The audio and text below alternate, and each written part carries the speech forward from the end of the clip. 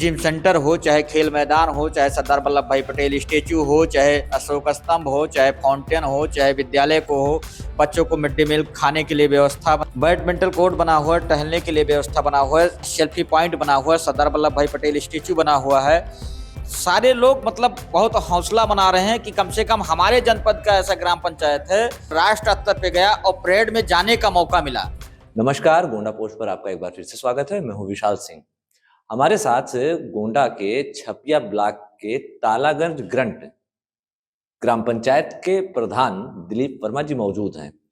इन्होंने राष्ट्रीय स्तर पर एक ख्याति प्राप्त की है। दरअसल पंचायती राज भारत सरकार द्वारा इनको नामित किया गया है दिल्ली में आगामी 26 जनवरी को होने वाली राष्ट्रीय परेड में।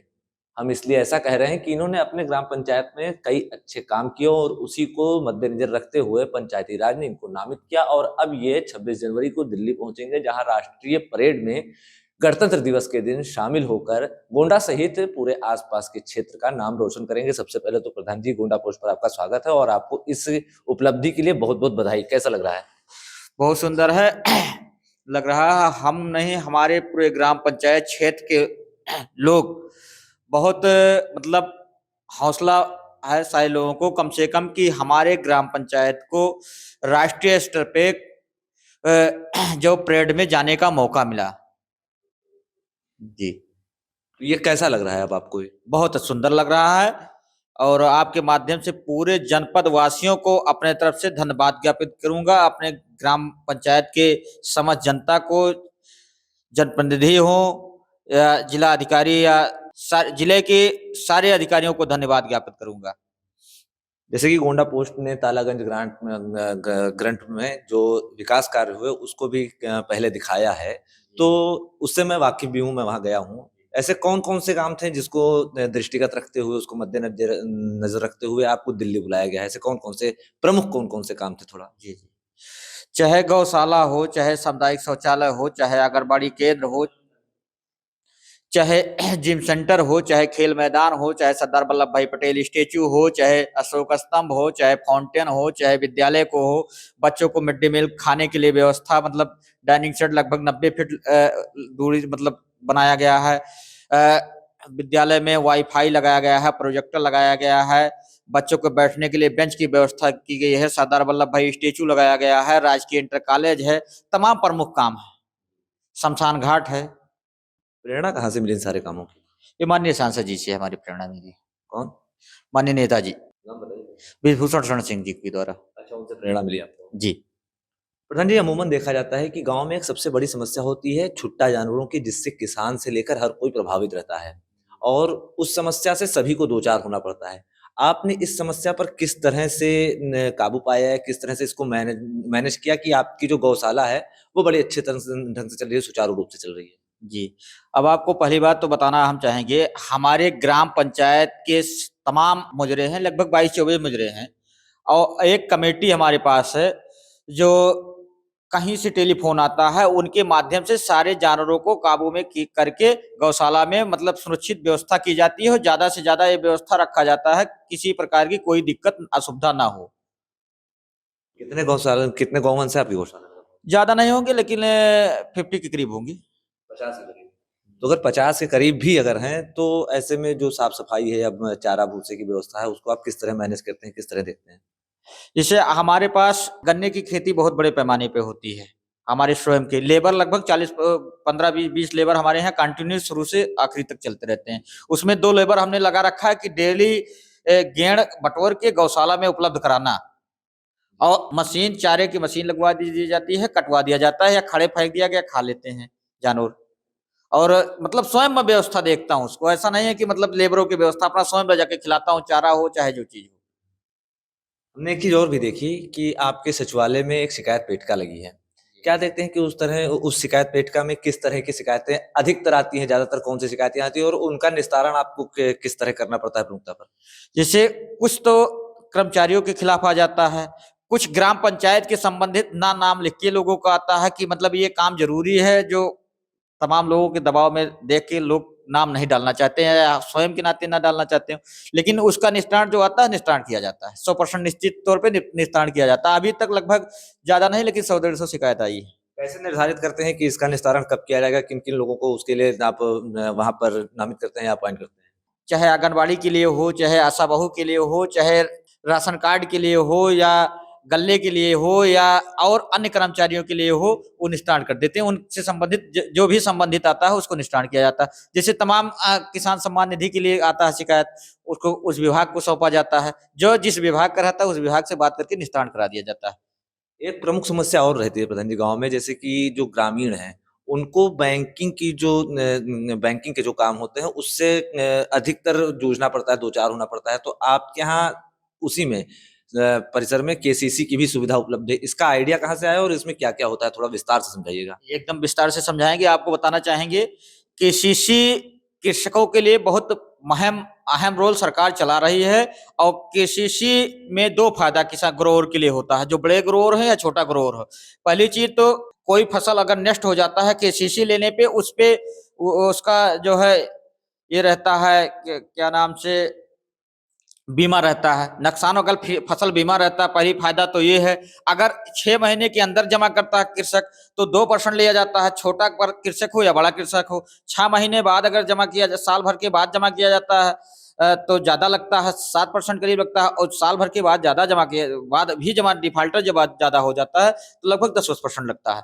कृषक को कैंप के माध्यम से हम एक ज्यादा परसेंट में, जितना ग्रोअर हमारे यहाँ जरूरत है किसान जिनको चाहता है, उनको कैंप के माध्यम से या कृषि विभाग से संपर्क करके उनको उपलब्ध करा दिया जाता है।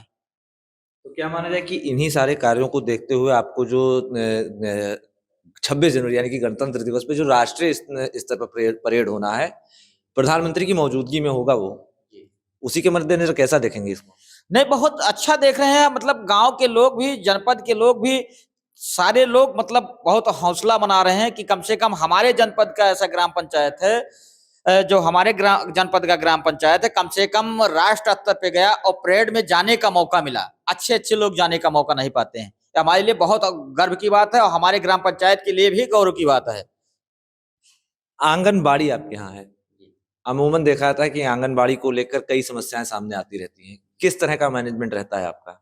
जैसे आंगनबाड़ी में, जैसे जहां समस्या आता है, जैसे आंगनबाड़ी काम न करती वहां समस्या आएगा, लेकिन हम निरंतर, हमारे यहाँ हर जगह सीसीटीवी कैमरा लगा हुआ, मतलब कि वाईफाई लगा हुआ, ऑनलाइन चेक करते रहते हैं। तमाम टीम गठित किए हैं जो मॉनिटरिंग करते रहते हैं। मतलब मॉनिटरिंग आपकी लगातार चलती रहती है? ये एकदम 100% मॉनिटरिंग ऑनलाइन में देखता रहता हूँ। चाहे मतलब चाहे प्राइमरी पाठशाला हो, चाहे पंचायत भवन हो, चाहे आंगनबाड़ी केंद्र हो, चाहे सामुदायिक शौचालय हो, हर जगह वाईफाई हमारे यहाँ लगा हुआ है। हर जगह ऑनलाइन में देखता रहता हूँ, कहीं भी रहूं, नो डाउट। जैसे प्रधानमंत्री जी बात करते हैं आधुनिक भारत, डिजिटल भारत के, तो डिजिटल का आप पूरा प्रयोग करते हैं वहां? ये एकदम डिजिटल की प्रयोग कर रहे हैं, नो डाउट। ये एकदम डिजिटल की प्रयोग कर रहे हैं हर जगह। अभी ऑनलाइन देखा ना चाहे तो विद्यालय ऑनलाइन दिखाई देगा। मैंने खुद देखा है आपके यहाँ कि व्यायाम को लेकर और खेलकूद को लेकर कई व्यवस्थाएं वहां पर की गई हैं, किस तरह की गई हैं, क्या क्या है वो जो चीजें आपने लगा रखी हैं अपने यहाँ? बैडमिंटन कोर्ट बना हुआ है, टहलने के लिए व्यवस्था बना हुआ है, सेल्फी पॉइंट बना हुआ है, सरदार वल्लभ भाई पटेल स्टेच्यू बना हुआ है, नहाने के लिए आरओ गीजर लगा हुआ है, 28 प्रकार की जिम और झूले लगे हुए हैं। जिससे कोई भी अगर टहलना चाहता है, सूर्य नमस्कार करना चाहता है, ना जानकारी है, जागरूकता के लिए हमारे ग्राम पंचायत में बगल में एक लड़का रहता है जो परमानेंट, मतलब वहीं बगल में घर है, सारे लोगों को ट्रेनिंग देते रहते हैं। चाहे योगा का हो, चाहे जिम का हो, चाहे सेल्फी का हो, कुछ मतलब कोई भी जानकारी, चाहे लाइब्रेरी के बारे में जानकारी लेना हो या वाईफाई कनेक्ट कराना हो, सारी व्यवस्था वो लड़का देख लेता है, नो डाउट। जैसे आपने बताया कि आपके ही के सचिवालय में इन्होंने खुद बताया कि इनके यहाँ अशोक स्तंभ लगा हुआ है और सरदार वल्लभ भाई पटेल की मूर्ति लगी हुई है, ये लगाने की प्रेरणा आपको किससे मिली? प्रेरणा, ये मान के चलिए आप, तमाम जगह हमने देखा कि तमाम लोग अलग अलग काम कर रहे हैं, तो हमने यूनिक काम करने का प्रयास किया। तमाम जगह जैसे लगा हुआ, केवल सेल्फी पॉइंट लगा हुआ, माननीय जिला अधिकारी महोदया के द्वारा देखिए अच्छा काम किया जा रहा है, तो तमाम अधिकारी कर्मचारियों को मद्देनजर रखते हुए, देखते हुए अच्छा काम करने का जैसे आया दिमाग में कि अच्छा काम करें, यूनिक काम करना चाहिए जो कहीं नहीं हुआ है। अब जैसे और हम लोगों ने दिमाग में रखा है कि जो पूरे प्रदेश में काम नहीं हुआ, पूरे राष्ट्र स्तर पे काम नहीं होगा, उसमें काम करने का प्रयास कर रहे हैं। स्टेचू ऑफ यूनिटी से तो नहीं आप प्रेरित हुए? नहीं नहीं नहीं, स्टेचू हमारे यहाँ लगा हुआ, मैं किसी के मतलब दया पे नहीं लगवाया हूँ, मतलब स्वयं की इच्छा थी। बच्चों की बात कर लेते हैं। विद्यालय में मिड डे मील को लेकर काफी समस्याओं का सामना करना पड़ता है बच्चों को। खाने में असुविधा होती है, बैठने में असुविधा होती है। ऐसे में आप यहाँ का मैनेजमेंट काफी अच्छा रहा है, आपने प्लेटफॉर्म बना रखे हैं बच्चों के बैठने के लिए। आप मान के चलिए हमारे यहाँ बच्चों को बैठने के लिए 90 फीट की लगभग दूरी और 10 फीट की चौड़ाई पे बना हुआ दोनों तरफ से। बच्चों को एक भी बच्चा खाले बैठ के खाना नहीं खाएगा, बैठ के बेंच पे ही खाना खाना है। खाले मतलब जमीन में? हाँ, जमीन में, जमीन पे या पलथी मार के, या मान लीजिए देहाती भाषा में तमाम लोग कहते हैं पाल लियो, दरी वगैरह बैठ जाओ, दरी वगैरह बैठना नहीं, बेंच सारे लोग, तमाम स्कूलों में ये भी है केवल कॉलम पूर्ति के लिए 10-20 बच्चों के लिए बैठने के लिए व्यवस्था बनाई गई। हमारे यहाँ जितने बच्चे हैं 140-45 बच्चे हैं, 140-45 नहीं, लगभग 150 बच्चे से एबव बैठ सकते हैं। उनको पीने के लिए व्यवस्था, जल की अच्छी सुविधा दी गई है, उनके बोतल दिया गया है। ये भी नहीं कि मतलब जिसका पेमेंट नहीं अगर होना है उसको भी हम बच्चों को चाहते हैं कि उपलब्ध करा दिए हैं। आखिरी सवाल प्रधान जी, ये सारी उपलब्धियां आपने हासिल की, अच्छे अच्छे काम किए आपने, ऐसे में शासन और प्रशासन या सांसद विधायक नेताओं का या यहाँ के अधिकारियों का कैसा सहयोग रहता है आपका? शासन प्रशासन का अच्छा सहयोग रहता है, माननीय सांसद जी का भी सहयोग रहता है, और जनप्रतिनिधि का नहीं कुछ कह सकते हैं। आखिरी में क्या कहेंगे, 26 जनवरी को राष्ट्रीय परेड में शामिल होंगे? अब इसके लिए भाई हम बहुत गौरवान्वित हैं, हमारे ग्राम पंचायत के लिए भी गौरवान्वित है, और हमारे मददगीर तो एकदम हर्षोल्लास मना रहे हैं। जैसे रामचंद्र जी, रामलला का प्राण प्रतिष्ठा हुआ, उसी तरीके से हर्षोल्लास मना रहे हैं।